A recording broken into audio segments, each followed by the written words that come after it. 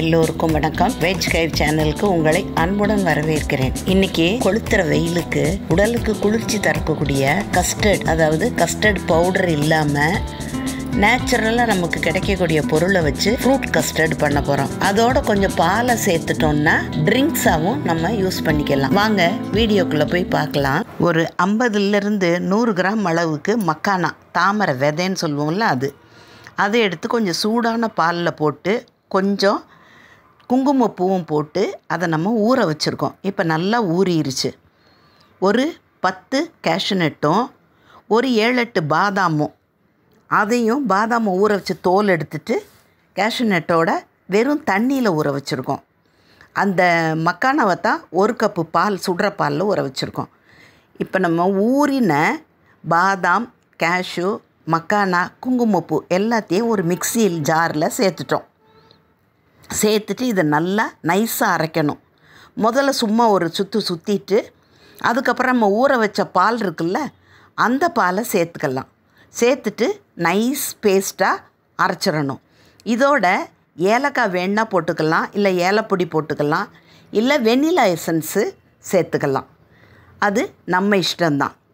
இதுக்கு இந்த கஸ்டர்டுக்கு தேவையான பொருள்லாம் என்னன்னு சொன்னால், ஃப்ரூட்ஸ் நம்மகிட்ட என்ன ஃப்ரூட்ஸ் இருக்கோ அது இல்லாமல் சப்ஜா விதை கொஞ்சம் ஊற வச்சுருக்கேன்.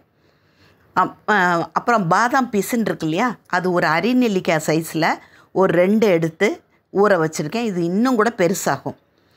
பழம் நான் ஆப்பிள், வாழைப்பழம், மாதுளை எடுத்திருக்கேன். உங்கள் வீட்டில் என்ன பழம் இருக்கோ, சப்போட்டா கூட போடலாம், செர்ரி போடலாம், என்னென்ன ஃப்ரூட்ஸ் இருக்கோ எல்லாத்தையும் போட்டுக்கலாம்.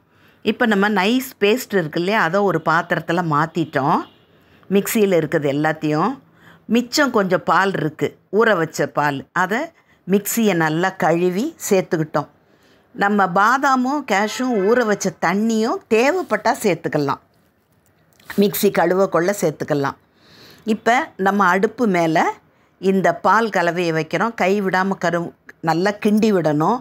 லோ ஃப்ளேமில் தான் இதை வச்சுக்கணும். நம்ம இதில் இந்த கஸ்டர்டு பண்ண போகிறோன்னு சொன்னேன், ஆனால் இதில் கஸ்டர்ட் பவுடர் நம்ம எதுவும் சேர்க்க போகிறது இல்லை. வெறும் கேஷ்யூ, பாதாம், இந்த தாமரை விதை, மக்கானா இருக்குல்ல, அதை வச்சு தான் செய்ய போகிறோம். அதனால் இது 100% நேச்சுரலான கஸ்டர்டு. அந்த ட்ரிங்காக நம்ம குடிக்க போகிறோங்கிறதுக்கு தான் இந்த பாதாம் பீஸுன்னும் சப்ஜா சீடும். கஸ்டர்டுக்கு இது தேவையில்லை.